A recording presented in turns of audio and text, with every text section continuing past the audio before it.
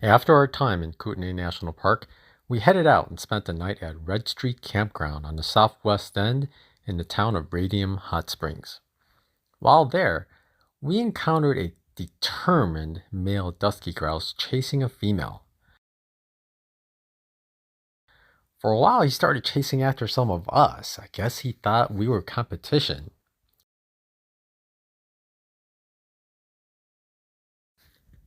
He spent a lot of time showing us his fancy colors and making rapid, jerky head motions.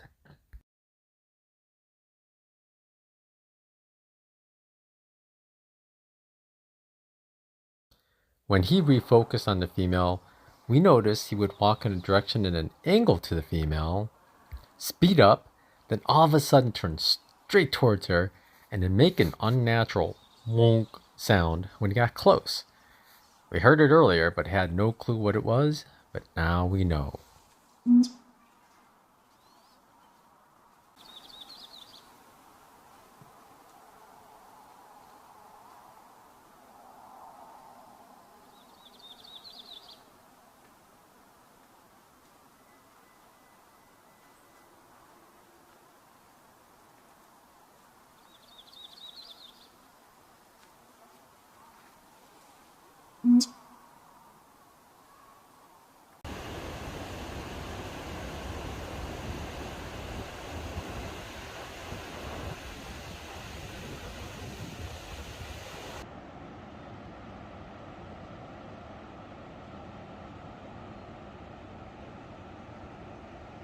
Good morning.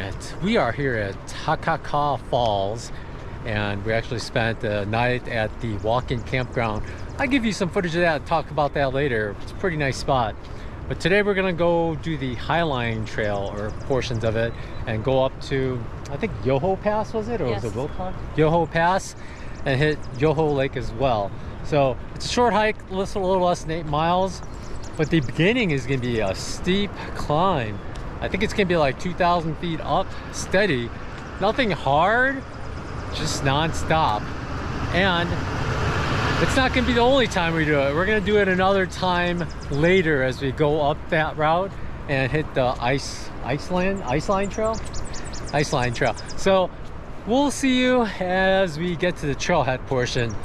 Our car is currently parked at the overnight parking for the Takakkaw Falls campground. So we're just leaving it there, and we just got our hiking stuff. So we're gonna walk to the trailhead. The reason we're camping here is also because there are several hikes we can do from here, and it's just nice. So, and it's cheaper. So off we go.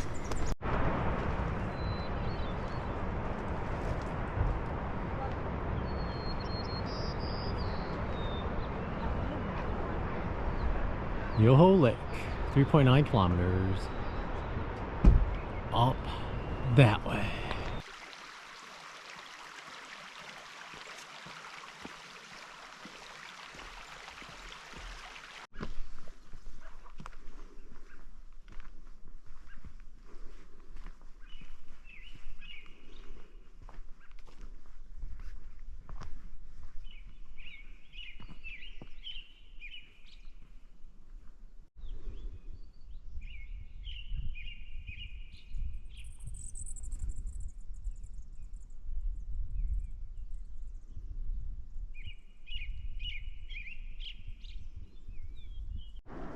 We kept on hiking down towards Emerald Lake because we were hoping at Yoho Pass we could see Emerald Lake because it's way down there, but we couldn't, so we just kept going down until we hit a couple of switchbacks, and there's a little gap, and you can barely see it. It's Emerald Lake. We're not going to go all the way down because we already hiked around it, and our car is not at Emerald Lake. We did meet several groups hiking up here though. Our guess is they're going over to Yoho Lake, just going over the pass. It's not too bad. That's what we would have done if we stayed at Kicking Horse. We would have driven there and hiked in, but by staying there we just hike up here. It's actually, I don't know if it's shorter, but we get other hikes here as well. So we're gonna head up now and go back to the Highline Trail and then go clockwise around to the viewpoint of the falls. We're gonna hit the Iceline Trail actually for a little bit, so let's do that here.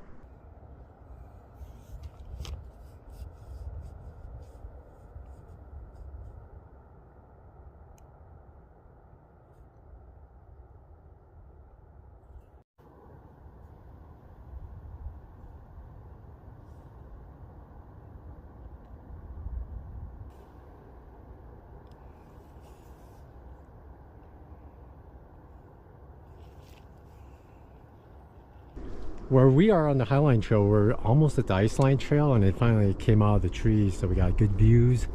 And off to the side, you can see the above tree line areas.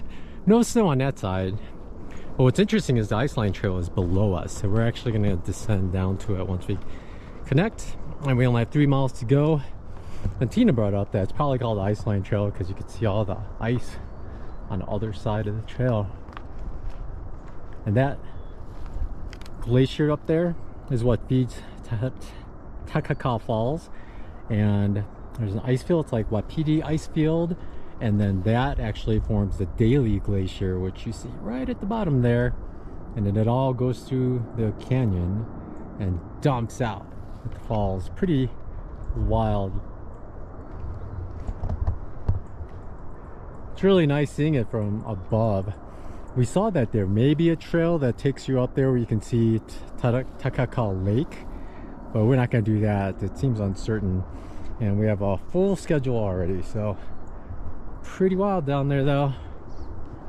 And you can actually, when you come up here to visit the falls, you can get to the very bottom and get splashed. Not to the bottom where it's splashing there, but like, you know, much further. It splashes enough, you still get wet regardless, so you're okay.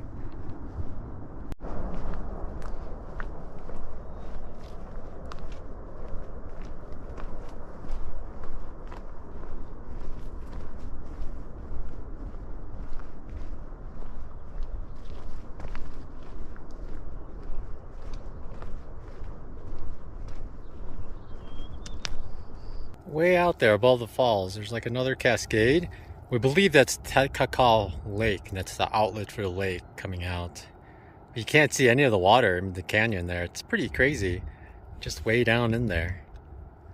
It's all just fresh ice melt, snow melt, glacier water.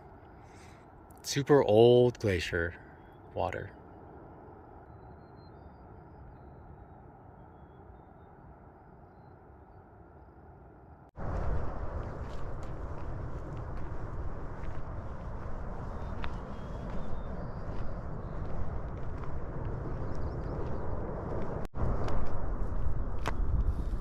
Yoho Glacier over there.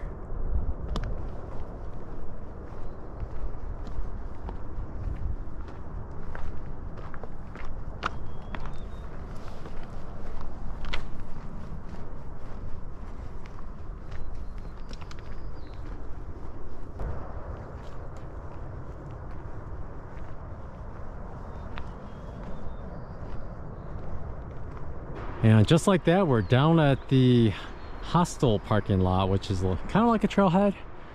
And there's the waterfall there.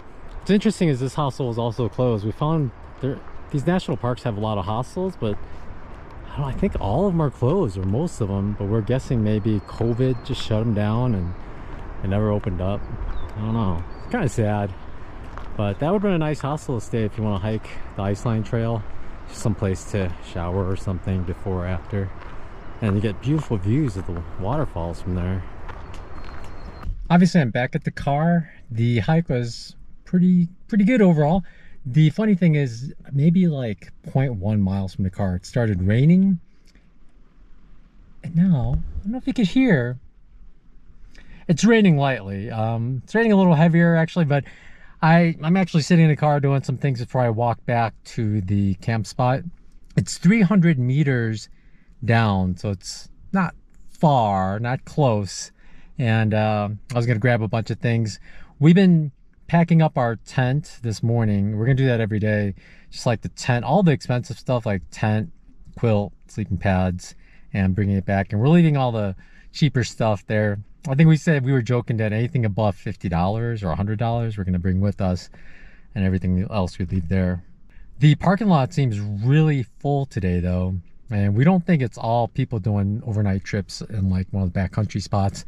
We think a lot of them are taking camp spots here. In fact, there are cars parked kind of illegally. It's a gray zone, probably illegal, but pretty full parking lot. I don't know if they're parked here because they want to go to the falls. No, their parking lot's full, but it's pretty crazy. It's a national park, so come here later in the day and all the parking spots will be full. So one of those deals. All right, thanks for watching, everyone. Y'all take care. The Yoho Lake was beautiful. Yoho Pass, not so much. You think usually something named after the park, like Yoho National Park, Yoho Pass would have been like, but it was okay. It was not much. But Yoho Lake, beautiful, easy hike up, sort of, from the waterfalls, and just having the views of the waterfalls and the ice field and the glacier up there. It's worth it. So go check it out, and I'll talk to you later, maybe tomorrow or in a couple days, when we hike the next hike. I'll show you a map of what we're doing right here. It's a little longer, but the weather's supposed to be nicer. All right, thanks. Bye. That evening from our campsite, we saw someone walking along the river, staring at something across the river. We took a close look and saw 6 mountain goats making their way across the rocks. It's rare to get to see such tiny baby mountain goats running and hopping along the rocks, and for such a long time. This was just another amazing surprise this campsite threw at us during our time here.